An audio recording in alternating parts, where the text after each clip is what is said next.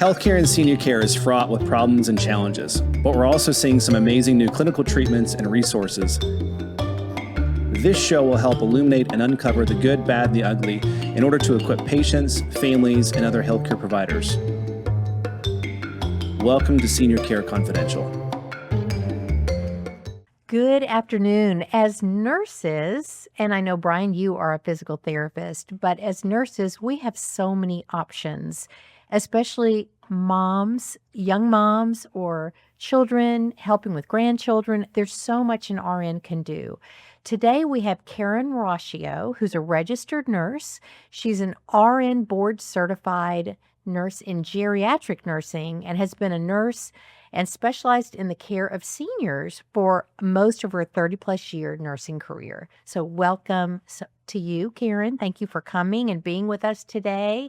We met at a conference the other day, and I was so excited to have you on our show. So I just want to share, when I was in nursing school, I did not qualify for any grants. My husband and I did not want to take out loans. I had a 1 and 2-year-old. And so the way I did my prerequisites, I had a little home daycare. I took care of infants and took care of 4 to 6 infants Monday through Friday, 7:30 a.m. to 6 p.m. Then I'd get in the car and get straight to class. And looking back, I don't know how in the world I did that, but it was really the most affordable way. You know, if I had taken out student loans, I still would have had been gone at night. I would never have seen my children. So it was a wonderful way for me to get through nursing school and still have that life-work balance. So Karen, you do something so unique, and we talk about residential care homes. We've had people on our show before just talking about the residential care home. And you have a business model that is fantastic. And I wanted to share this with other healthcare professionals, to share what you do and what a great opportunity it is for both you and your family. So let's start.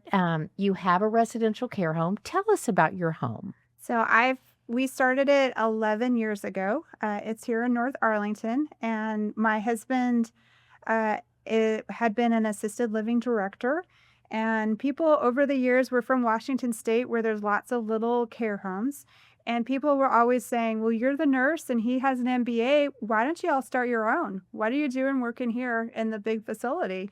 But I had little kids, and I thought, I only want to work 4 hours a week. I don't want to do some big care home. And so we didn't do it. But then eventually, my husband had been working 100 hours a week. That's just what happens when you're the director at the big place. And I'll never forget, we were sitting down for our daughter's birthday, and she was just blowing out those candles, and his phone rang. And we always knew when his phone rang, that was a bad thing. And sure enough, the cook had called in, and he had to go in and cook. And so as he's leaving to walk out the door, he turned to me and said, find a house. And so that's what we did. We bought a house. It is a 1-story home, and we transitioned into where that's what we've done for 11 years, owned a house, and we had 3 people that live with us full time. And you it's mentioned been a great that life. In Washington State, the care home model is the dominant model for assisted living. Why is that?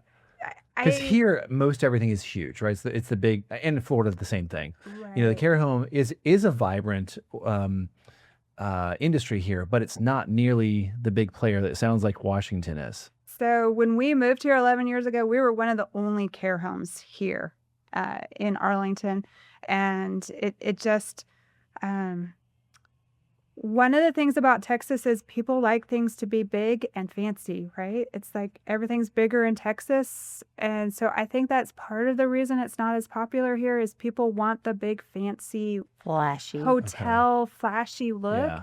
Yeah. And I get it. When my grandfather moved into assisted living, he chose the big fancy place that looked like a cruise ship, that had the big menu. Unfortunately, that didn't work out very well for him, but that's a different story. Yeah. So I am not really sure. I think because people are kind of a little bit more independent, and they're maybe that's why they like it in Washington. I'm Not really sure. Okay. But But it what's just has what's been. different about your care home that I didn't catch initially when you and I met. I didn't pick up on this, but you live in the care home. I This is do. not like a separate rental, Nope. investment property and a separate business.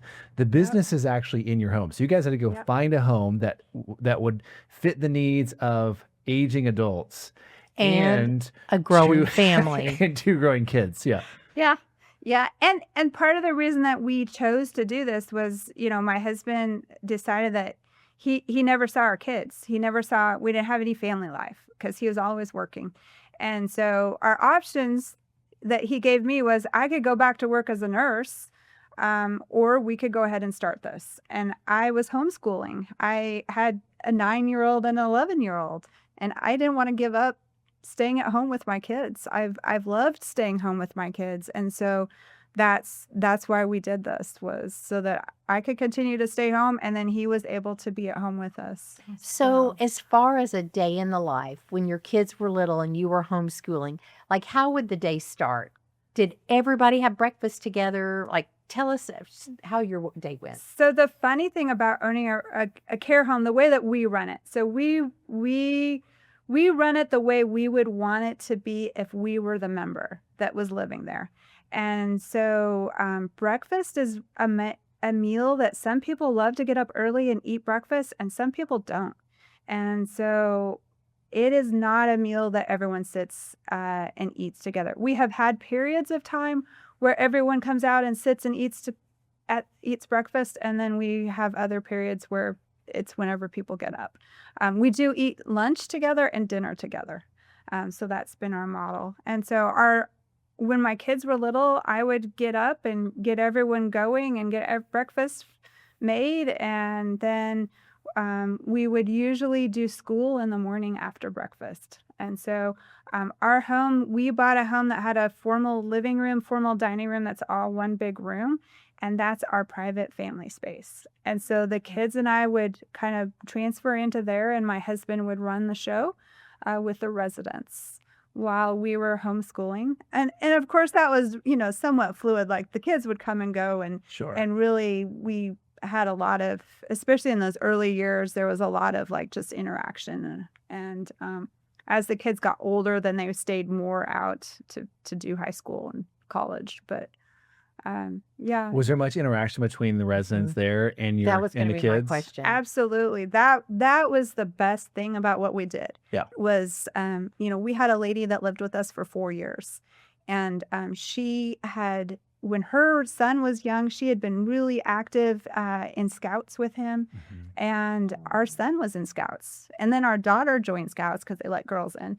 And so she loved it. She would go to Scout stuff with us. She helped us plan their Eagle Scout ceremonies. That's awesome. She was at, all of our residents went to Eagle Scout ceremonies with us, when we had our big party, and they went to plays with us. We went to Bass Hall together. Oh my gosh. We just- That's pretty cool. Whoever lives with us is a part of our family. Yeah. And that's what really makes our care home different, is that it's not staff coming in. And I always say that's what makes it better for the people that live with us. Yeah. Is that, people who have dementia, they're confused and they don't know who's coming and going. And that's the downside to a big facility, is that they don't know the staff member. And they might not know me. They don't know my name. They don't know why they know me, but they know that I'm their safe person. Yeah. They recognize that they see me every day, and that I take care of them, and I'm there. And so, our kids have been a huge part, and it's been beneficial on both sides. Sure. For both our kids and the older person, because it's provided purpose and enjoyment for our older adults. My daughter shows dogs in AKC, and so we did dog training lessons. Years and years of this. And that lady that lived with us, she went to the lessons with us. She would go, and cool. it was her joy to sit and watch my daughter train the dog. And I always thought, oh, this is so silly. But for her, that was a great thing. That was a great day for her to Yeah. spend time. There's some models about what should being in assisted living, and they always say, dogs, kids. Ponies.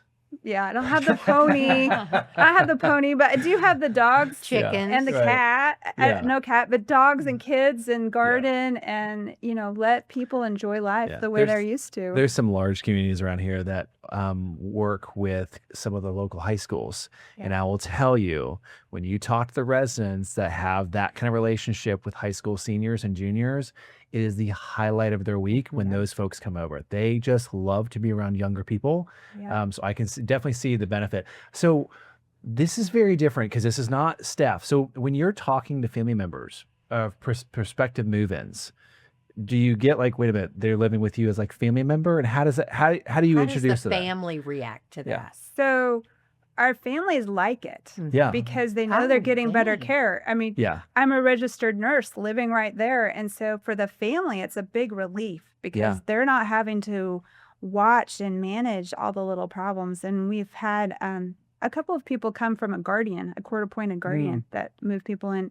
And so people who don't have family, who don't have kids, close family to watch over them, it's been really great for them because the families know that they're safe and they're taken care of. And yes, and they need to know, Yeah, they're wanted and so- cared for. I love that so much. We have so many clients as care managers that are solo agers, and this would be a perfect option. So I know we talked earlier about this, but so church, you take your residents to church with you as well. if they want to. I mean, Yeah. it's all choice. And that's really what we try to stress is that people get a choice. They don't have to do whatever we're doing. But, if somebody else was exploring this as an option to do with their kids, while you're staying at home with your kids, you can choose the people that live with you. You can choose someone that's willing to go to church with you on Sunday or, make sure that they're mobile or I take a broad range so they don't always go to church. They're not always capable of going to church, but So and then Joe's guilty of this too. We try really hard to leave work at work and not bring it home.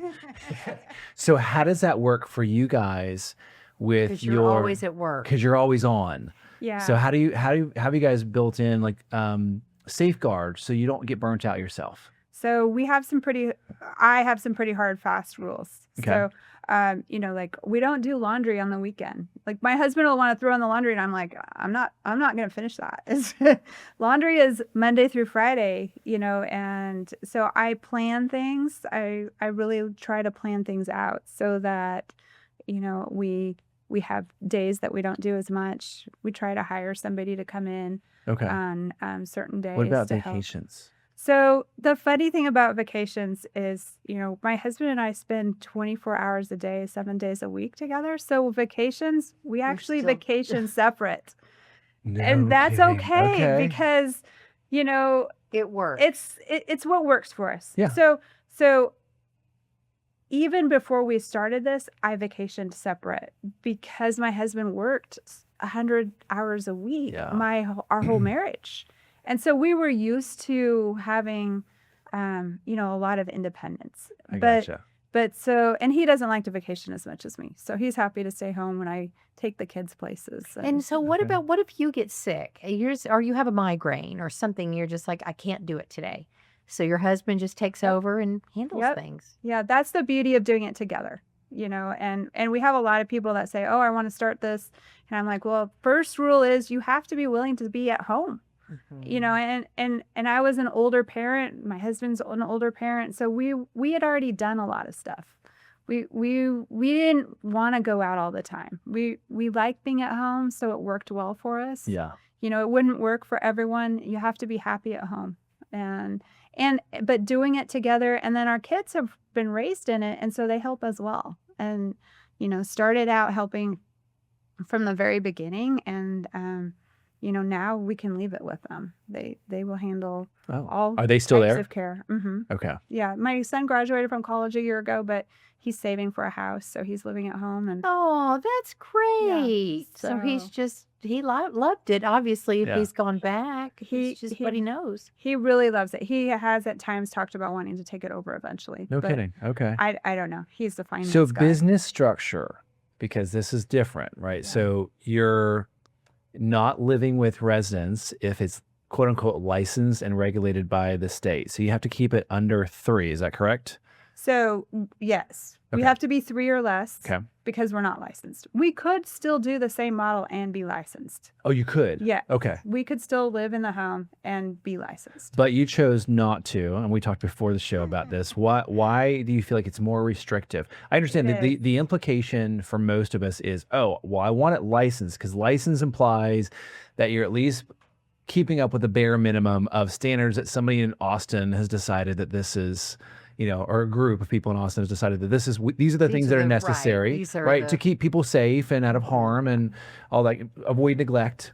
But being licensed, it's a different take because I've never considered it this way. Being licensed also comes with handcuffs. It does. So tell me about that. So just to be clear, we read the regulations and we made our home equal to as if we were licensed. And we were going to go through the process. We were going through the process and just decided to stop. It means that when you're licensed, you have to have a menu that has been approved by a dietitian.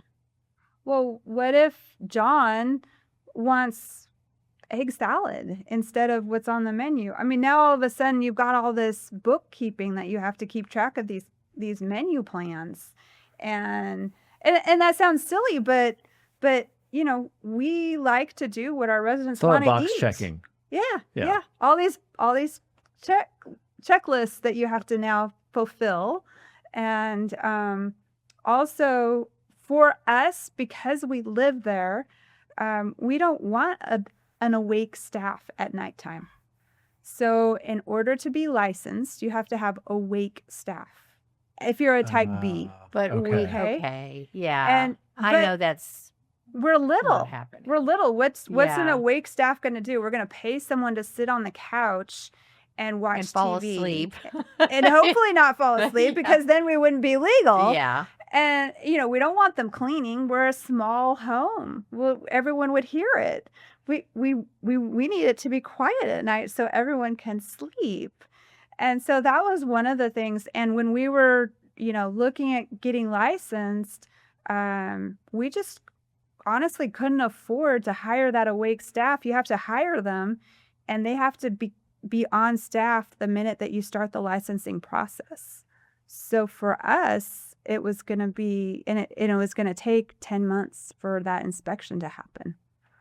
And so that was just cost prohibitive. And we would have had to move people out. So if somebody's listening to this and there's a couple that says, you know what, I don't want to pay for daycare anymore. I don't want to just the grind. I want to homeschool, and not everybody has to homeschool to do this, but what advice would you give them for getting started? So make sure that you get the right house. We chose a house really carefully and it sounds silly, but I had someone call me and they're like, would you help me fill my home? And I started asking them and they're like, oh, we have all the bedrooms are upstairs. I'm like, I was like, my people don't go upstairs, so a 1-story house, or at least, in Washington, what people buy is a house that has bedrooms on the main floor and then bedrooms upstairs, and the family lives upstairs and the residents live on the main floor. But you need to have space for residents to be where they're not falling. So I don't like stairs for residents. Yep. And then you have to figure out where you're going to get people from. So, but, there are lots of people in churches, that you can have live with you that, in Arlington, it's, I was just talking to someone and independent living is $4,000 a month. That's no care. Mm-hmm. So even if you don't want to take care of the person, they can just live down the hall and you can charge them a couple $1,000s a month. So, and you give them their food and help them with medications. But back to what do you need to do? I think you have to think through how are you going to do this and still maintain family life? Yes. That was one of the things I asked my daughter in preparation to come on here was what she thought of what we had done. And she's really glad. She's very happy that we did this because she's happy that she didn't have to go to a regular school, that she was able to. She also owns her own business, so we helped her create her own business during her teen years. And so she now owns a successful business that she couldn't have done that if she'd been in public school. So, but we have a separate area that was our family area that residents didn't come into, that didn't have to stay clean, it's clean, but didn't have to stay immaculate. The rest of the house had to be safe for seniors. Nothing could be left on the floor. Everything had to be left nice. How old were your kids when you started this? I started it when they were 9 and 11. Okay. So, yeah, they're turning 20 and 22 this year. Got it. Okay. So any cons? I think not being able to go out whenever you want was a con. But it really wasn't a negative. My daughter said the only con for her was that other people didn't understand what we do. And so some of her that friends would make sense. Yeah. the friends would come over and they would think this is really weird. Yeah. Why do you have all these old people living in your house that aren't Right. grandma? 100 years ago, that was normal. It was normal. Yeah. It was normal. Yes. You look at the Waltons on TV I and know. Grandma and Grandpa lived in the house. Yeah. And so that really was our model, was to be like the Waltons. And it was a lot less kids. But and the other thing that she said, was hard is that for superstitious people, it's not good, because we've had lots of people die in our house because I take hospice patients. And so that, so some people have thought, oh, that's kind of creepy. So your kids are older now, so they can come over and watch. Can you guys, you and your husband, get out for like date nights and dinners and that kind of stuff? Okay. Yeah. Could you have done that earlier, or were there a few years where we're kind of captive here? Date nights at the kitchen table. Yeah, in the first few years, we took money out of retirement in order to start all this, because we went in and did a huge remodel and made it so that it had flat showers, and I made it so that it had all the great things that an assisted living facility had, and I brought it into the residential home. So those first couple of years when we were trying to get going and trying to figure out how much to charge so that everything ended up good at the end of the month, no, we didn't do a lot of date nights. Yeah. But then as our kids got older and they were able to cover, or we were able to hire somebody, we had date nights. Okay. Yeah. So what if you had, and I will say this, when I had my little home daycare for those 2 or 3 years, I had one particular child it was so difficult. I had to let her go, and I hated having to do that. So have you had a situation where you've had to let someone go, and how did you handle that? We've had only a couple people over the years. Just mostly, I've learned how to scream.